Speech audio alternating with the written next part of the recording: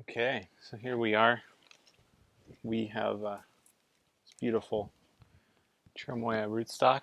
It's a big tree. This is already grafted with Night, and I'm going to try putting this Pink Mammoth scion on here. It's a real fat one, so looking like it'll produce pretty quick.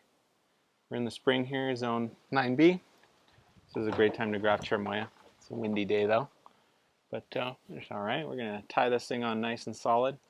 So first things first, you want to size up your scion and make sure it's the same size as your rootstock. So we're just going to clamp right below here, and it looks like a nice spot to install this thing. So we're going to cleft graft on this Cherimoya.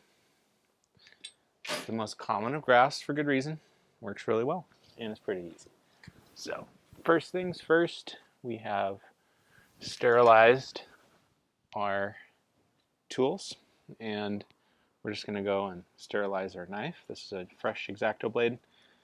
I like using X-Acto blades because they're disposable and they're very sharp. So we've already sterilized our clippers, pruners, and use that to clip off the rootstock right here. And I like to clip off the bottom of the scion as well. This one was already pre-wrapped, very nice by the seller.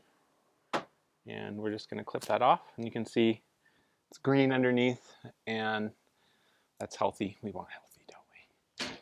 So first things first, see how that fits.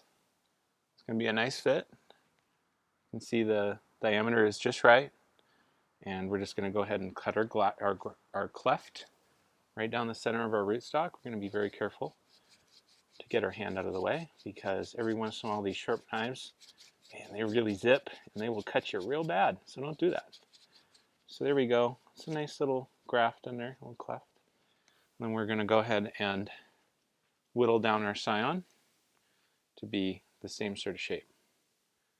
And we're just going to go ahead and cut that right there. And we're going to cut this into a triangle. And then we're going to soften up this top part so it's a very minor angle. If you whittle this into a straight triangle, it's really steep and it can kind of split your rootstock, and that's not very nice. So let's just get this thing lined up and just cut into this thing like so.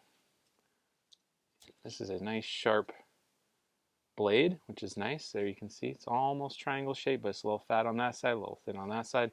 No problem. We're just going to come in here and clean it up and angle the knife a bit more to the right. And we're getting there. It's looking pretty good, but like I say, you don't want these kind of lips right here. That makes it really steep. So I'm just going to try to flatten this out just a bit.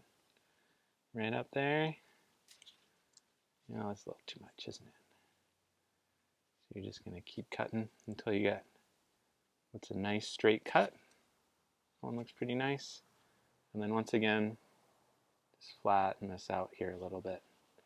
That's going to make it a little easier on the rootstock. These are really fat scions, and at this size, you really got to do this little cleaning up of the top part. You can whittle it a bit if you need to, but best not to if you can avoid it. This nice straight clean cut. So let's take a look, see how bad this thing's going to split it. Ooh, splits it real bad. That's okay. We're just going to find a spot in there that we can tighten this up nicely. So if you can see there, it's a nice cleft graft. And with the right amount of plant tie on there, that'll seal up nicely. So we're just going to leave that there. It's looking mighty fine. And get a little bit of our buddy tape. I'm just going to need one little perforated strip. So the buddy tape is used to seal the graft wound, and it is also to keep the moisture in your scion. So one of the hardest things is that your scion dries out before it has had enough time to actually mate with the rootstock, and then it dies. And that's not fun. So try to find buddy tape or chem tape to wrap your scion and to wrap your graft wound. So that's a nice seal right there. I'm pretty pleased with that. We could put one more strip on, just to be extra, just to make sure we're going to get a nice seal. Keep the weather out of this thing, keep the bugs and pathogens and diseases out of it while it's healing.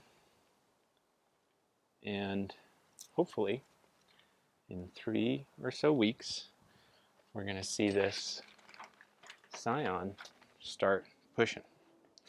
And then we know it is part of our tree permanently. So this is a Pink Mammoth. So I'm just going to take my plant tie. I'm going to write P for pink, and M for mammoth. And we're going to leave this on here until it's a permanent take.